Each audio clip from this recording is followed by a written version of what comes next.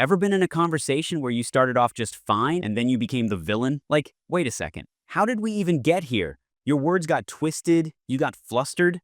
Yeah, it happens. And if you don't know how to handle it, you can end up looking like the bad guy. The famous interview between Cathy Newman and Jordan Peterson, it's a masterclass in dealing with sneaky debate tricks.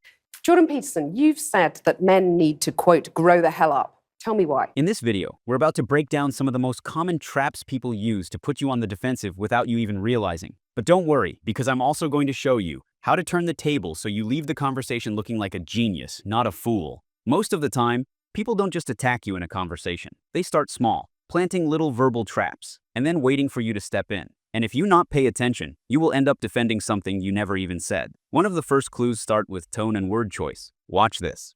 But it's not, I wasn't specifically aiming this message at young men to begin with. It just kind of turned out that way. And it's mostly, you admit, it's mostly men listening. See what's happening here? Cathy's not just asking a question. She's already making it sound like Jordan's guilty of something. You admit it's mostly men listening. That's not a question, that's a trap. I mean, just look at the word admit. That's the kind of wordplay that gets people scrambling to defend themselves instead of actually addressing the point. And a second later, she doubles down. Jordan should feel bad for being divisive. To develop yourself. But does it bother you that your audience is predominantly male? Isn't that a bit divisive? Here's the deal. When someone's being passive-aggressive, they usually give themselves away before they even go in for the attack. If someone says, well, what do you have to say for yourself? Congrats. They've already decided you're guilty of something. Now, your job is to keep your cool and not take the bait. Not because you actually did something wrong, but because a sneaky conversational bully wants to trap you into saying something dumb so they can rip it apart. And one of the sneakiest conversational traps out there is the "so you're saying" trap. Trust me, if you haven't had this pulled on you before, you're either very lucky or you just didn't notice. Here's how it works. You say something completely reasonable, and instead of responding to what you actually said, the other person rephrases it into something totally ridiculous and then argues against that. Watch how this plays out. So if you want domination... want to dominate, is that what you're saying? Right, so you're saying you've done your research and women are unhappy dominating men. And so you're saying on. Women have some sort of duty to sort of help fix the crisis of masculinity. But you're saying basically it doesn't matter if women aren't getting to the top, because that's what's skewing that gender pay gap, isn't it? Let me just get this straight. You're saying that we should organise our societies along the lines of the lobsters. Right, so you're saying that anyone who believes in equality, whether you call them feminists, call them whatever you want to call them, should basically give up because it ain't going to happen. Classic move. Jordan says one thing, and Cathy immediately reframes it into something extreme and controversial. It's like if you tell someone, I think we should save money, and they go, oh, so you're saying we should never have fun again? No, that is not what I said. But now, instead of sticking to the original point, you're on the defensive. The best way to counter this is to call it out immediately. Something like, actually, what I said was, and then repeat your original point clearly. Right, so you're saying you've done your research and women are unhappy dominating men. I didn't say they were unhappy dominating men. I said it was a bad long-term solution. All right, moving on to another shady debate tactic. This one's straight out of the salesman's playbook. It's called assuming the sale. But instead of trying to sell you a used car, they're trying to sell you an argument you never agreed to in the first place. Here's how it works. Instead of asking whether you agree with a premise, they just assume you already do, and then push forward like the debate is already settled. It's subtle, but it puts you in a tight spot. Watch this. You're saying I'm saying there are multiple reasons for it. Yeah, but those reasons, why should women put up with those reasons? Did you catch it? That question assumes two things. One, that there's actually something women need to put up with, and two, that Jordan thinks they should put up with it. Neither of those things were actually said. But now, if Jordan just answers the question directly, it'll sound like he's agreeing with both of them. This is the same trick car salesman asks if you want the leather interior or the fabric interior before you've even said yes to buying the car. It's all about sliding a hidden belief into the conversation without you noticing. That's exactly what's happening here. Except instead of trying to upsell a car, they're trying to push him into a debate he never signed up for. Why should women be content I'm not saying that they should put up with it. I'm saying that the claim that the wage gap between men and women is only due to sex is wrong. And it is wrong.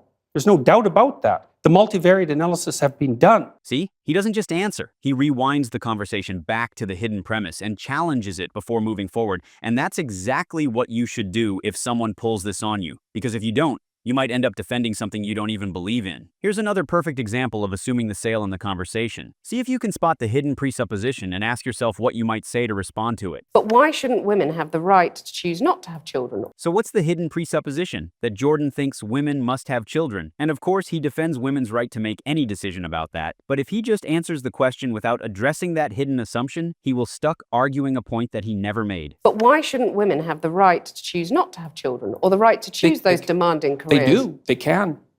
Yeah, that's fine. But you're saying that makes them unhappy. Here's another technique that's extra sneaky because it works so fast you barely notice it. I call it the smash technique. And no, it's not about Hulk smashing your argument into pieces. It's about smashing together two completely different ideas so you end up agreeing to something you never intended to. Listen carefully too. See if you can spot it. So you're not going to say to your followers now, quit the abuse, quit the anger. The presupposition here is that Jordan's followers are abusing people, but Cathy didn't just say quit the abuse. She threw in quit the anger. One of those things is obviously bad, while the other is completely subjective. By smashing them together, she makes it sound like Jordan and his followers are guilty of both. For that reason, Jordan has to address that hidden point and separate them first. Well, we'd need some substantial examples of the abuse and the anger before I could detail that question. There's a lot of it out there. It's super easy to understand when I cut the clips like this, but in real conversations, these tricks happen fast, and they can be really hard to catch in the moment. And to understand that there's always a deeper game happening behind the words, you need to learn frames and frame games. If you don't know what that means, stay tuned, because I am preparing a new video for that. Okay, get back to the video. So you're not going to say to your followers now, quit the abuse, quit the anger.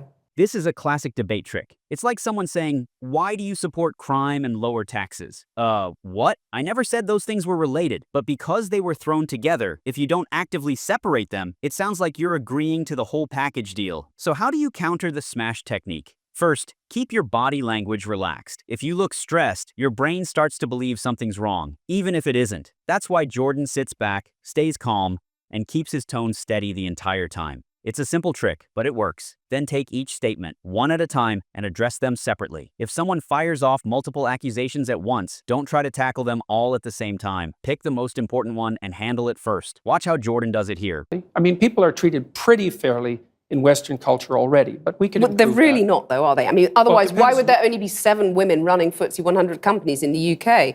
Why would there still be a pay gap, which we've discussed at length? Why are women at the BBC saying that they're getting paid illegally less than men to do the same job? Well, that's not fair, is it? Let's go to the first question. Those are complicated questions. He slows the tempo down, making sure each point gets the attention it deserves instead of just letting them all blur together. And that's the secret. Don't let someone rush you into agreeing to things you don't actually believe. All right, now that you know how to spot and shut down these sneaky conversational traps, let's talk about the real power move. Persuasion. Because dodging traps is great, but if you actually want to change someone's mind, or at least not look like the villain, you need to know how to win hearts and minds without making the other person feel like they lost.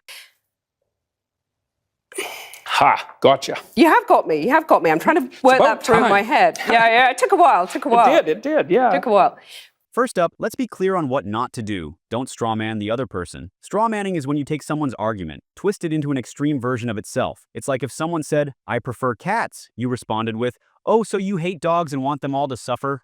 I get it, it's tempting. If someone twists your words, you might feel like throwing it right back at them. But here's the thing, if you make their argument sound dumber than it actually is, nobody respects that. Even if you're technically winning, it makes you look disingenuous. Instead, try this radical idea. Actually engage with their real points. That means listening, asking, clarifying questions, and repeating their point back to them in the strongest, most accurate way possible. Not only does this make you look way more reasonable, but it also makes them feel heard. And when people feel heard, they're way more likely to listen to you in return. And if you're ever unsure, just ask them to clarify. Seriously, there's no shame in it. Watch how Jordan does it here. Seven women, repeat that one. There's 7 women running the top FTSE 100 companies in the UK. Okay. Well, the first question might be, why would you want to do that? This is a pro move. Instead of jumping in with an immediate counterattack, he slows things down and asks for clarity. And you know what that does? It forces the other person to be precise. No wild exaggerations, no fast talking, and only just facts.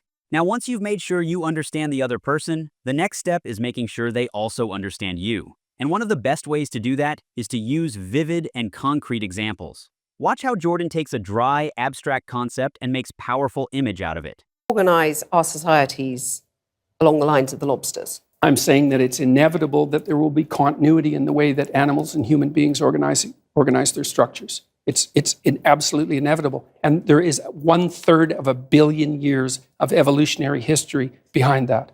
Right? That's so long that 1/3 of a billion years ago, there weren't even trees. See how much more real that feels? That's why adding simple, relatable examples is such a powerful tool. Instead of just throwing around numbers, he makes you picture a world so old that trees didn't even exist yet. And that's the trick. When people can see your argument in their head, they're way more likely to remember it. Why should your right to freedom of speech trump a trans person's right not to be offended? Here's the real persuasion ninja move. Instead of forcing someone to change their mind, show them that they already agree with you. This is one of the slickest things Jordan does in the interview. Cathy tries to corner him with a tough question, and instead of just defending himself, he flips the script and points out that she's actually proving his point. Watch. Right not to be offended.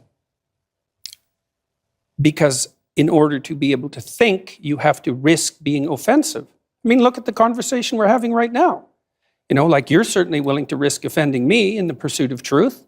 Why should you have the right to do that? It's been rather uncomfortable. He isn't arguing about whether free speech should trump avoiding offense. He shows Cathy that she's already practicing what he's preaching. And that's huge, because people have a deep need to stay consistent with their past actions. If you can show them that their own logic already aligns with your point, they'll be way more likely to accept it. You're doing what you should do, which is digging a bit to see what the hell's going on. So and that is what you should do. But you're exercising your freedom of speech to certainly risk offending me. And that's fine. I think more power to you as far as I'm concerned. All right, so at this point, Jordan's done an A+ job of dodging traps, keeping his cool, and even flipping the argument in his favor. But then he does something that you probably shouldn't do if you actually want to persuade someone. Check this out. So you haven't sat there and I'm just trying to work that out. I mean, ha, gotcha. You have got me. I'm trying to work that through in my head. Yeah, it took a while. It did, yeah. Took a while.